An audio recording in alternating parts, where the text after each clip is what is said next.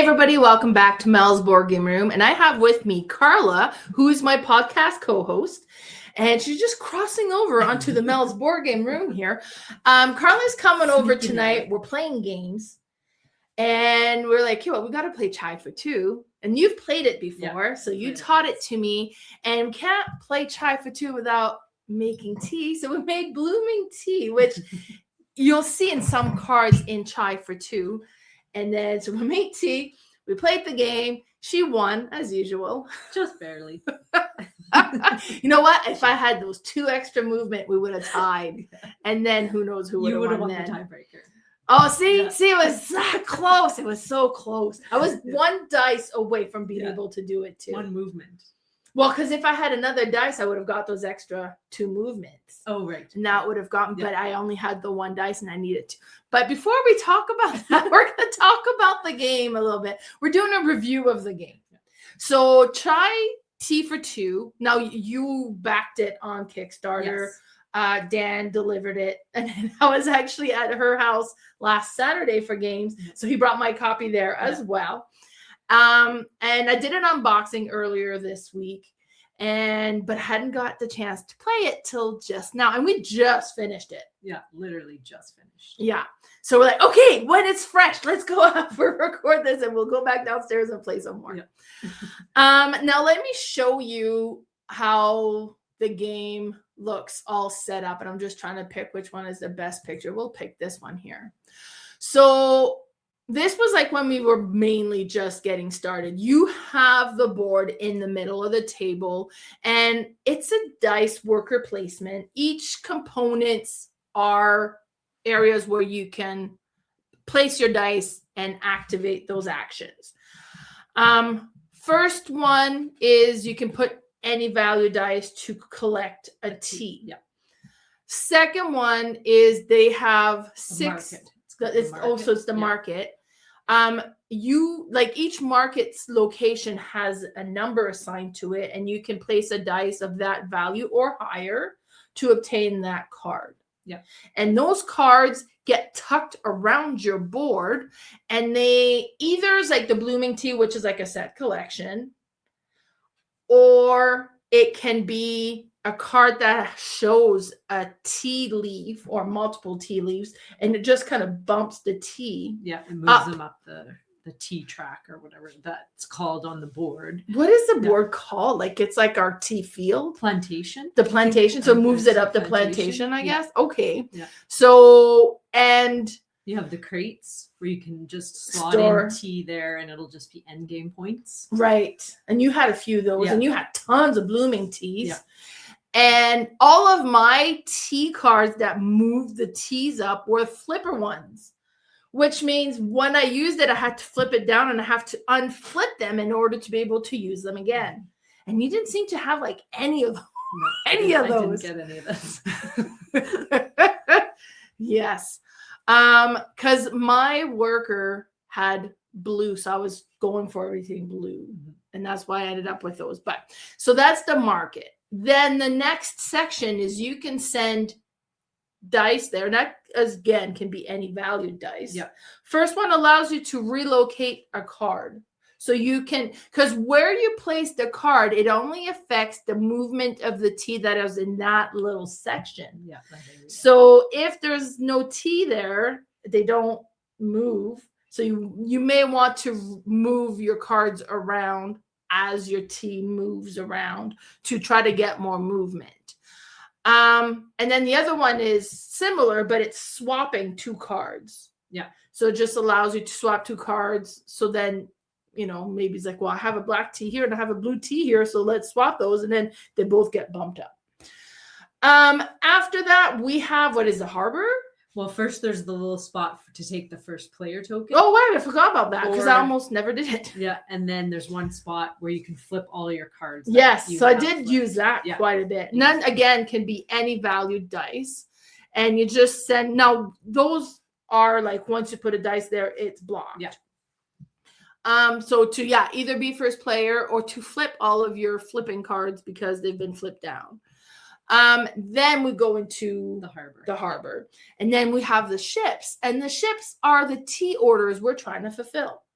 So you got it, and you have room for 3 ships at once. And this also indicates how long the game's going to go for.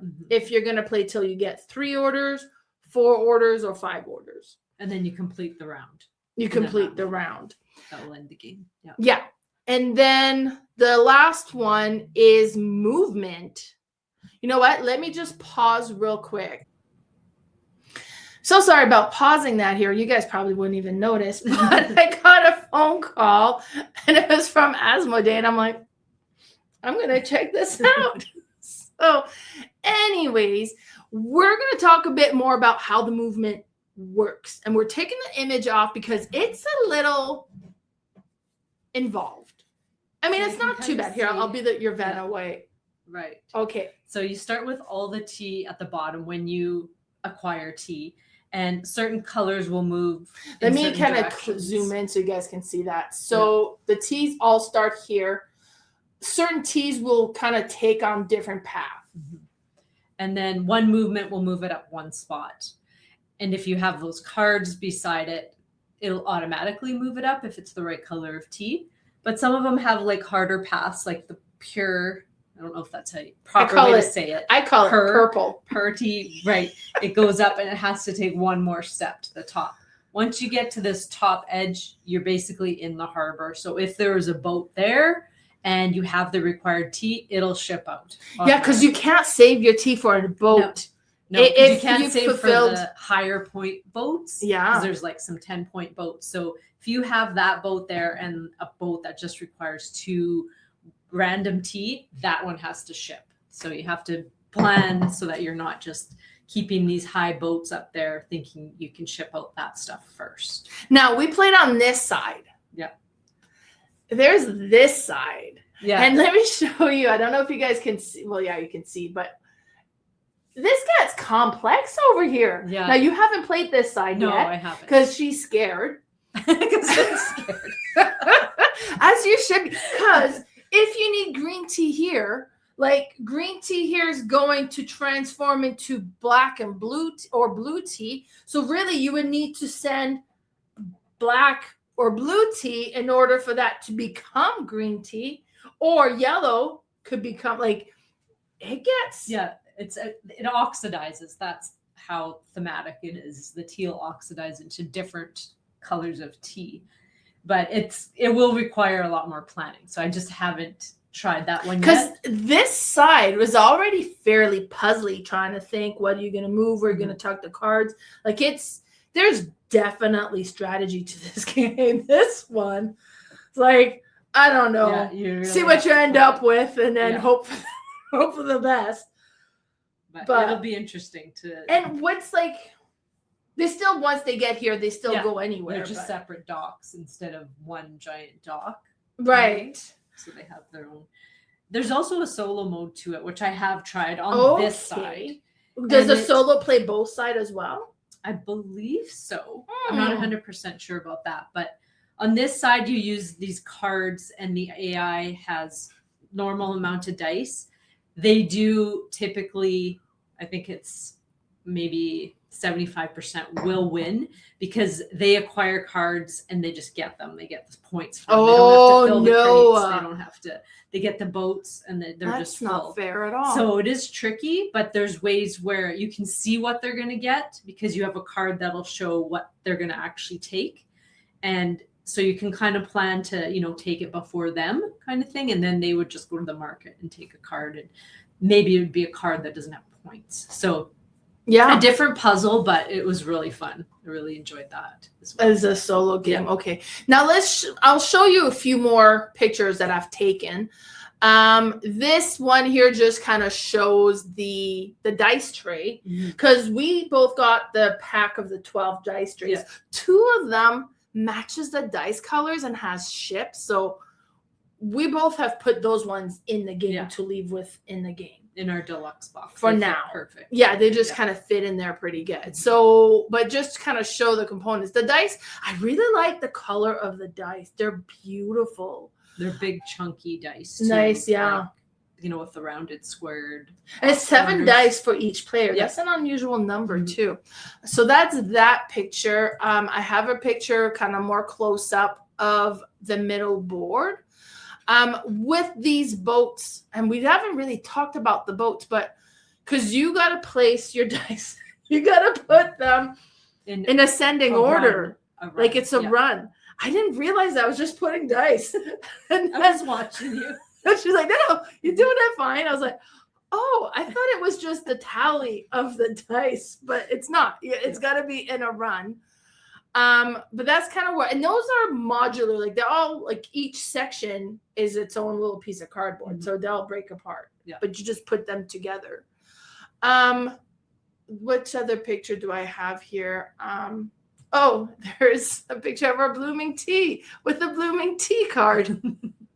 So those are set collection cards, and there's I think about six or 7 or 8. You had them all almost, and I had 4. I had 2. Right. So if you can see, so I got 10 points off that. Mel got 3 points. So that could have been that hurt. The difference of the game. That one hurt.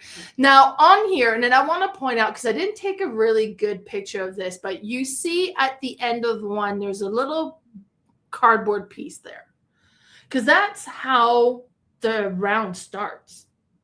Oh, right. You can see the one end. So yeah, the little tea worker, I'm going to call him. It's probably, there's an actual name, but so he moves around the board. The first player gets to decide 1, 2, or 3 spots.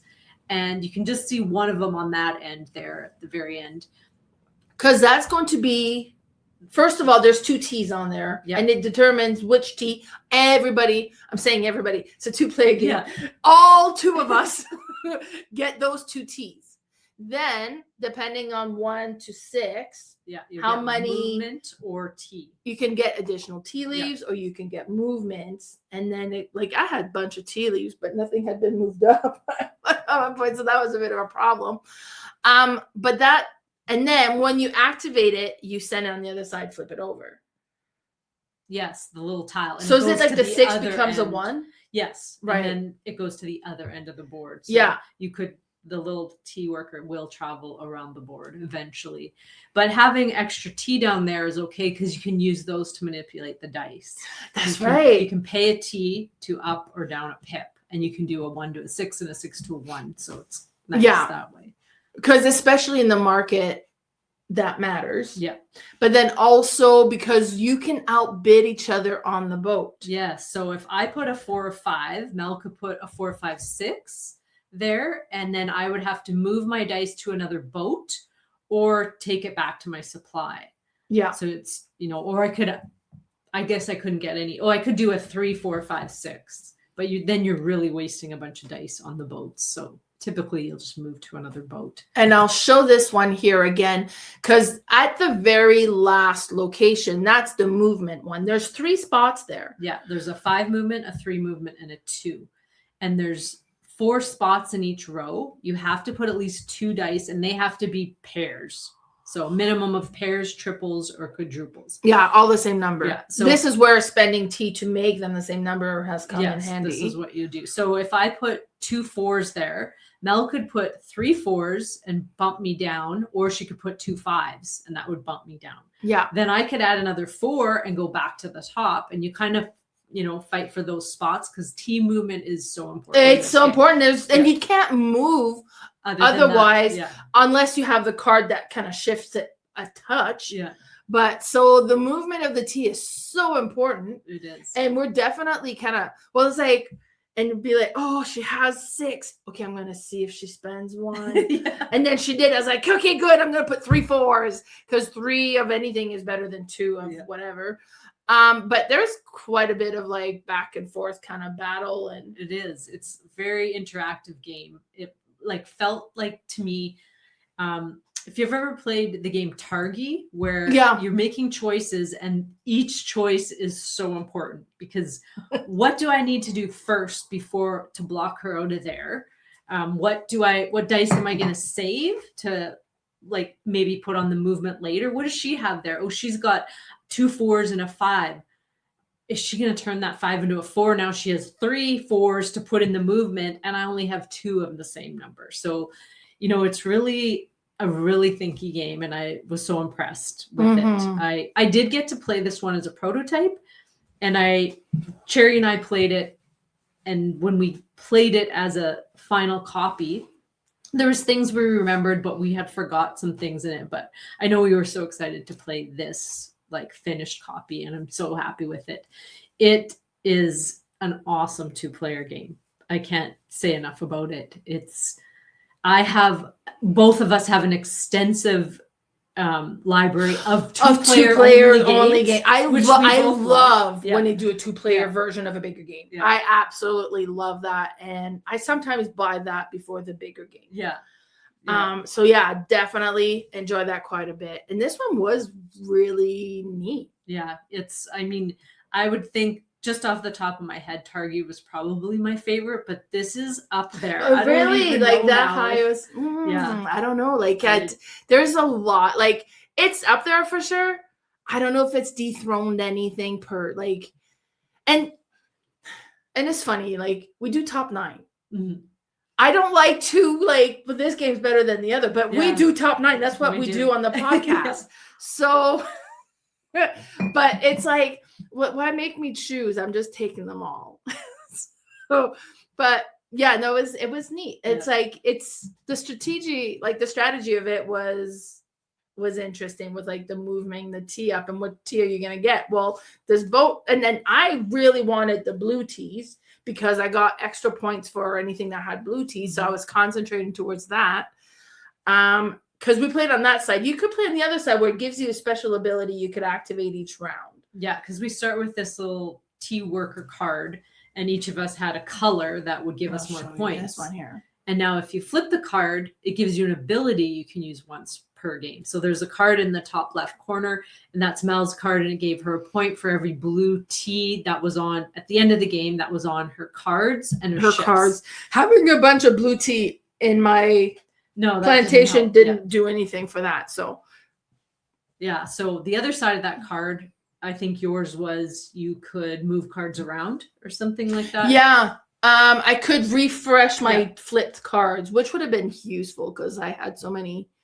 All my cards seem to be like flippers. Yeah. So, which makes it a little bit trickier. Like the other ones are nice because like your tea arrives there and it just kind of slides along and it just keeps going. Mm-hmm.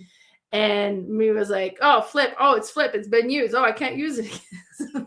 It was like, it was more cumbersome. Yeah. And mine weren't worth any points because some of those cards are worth points as well. Yeah.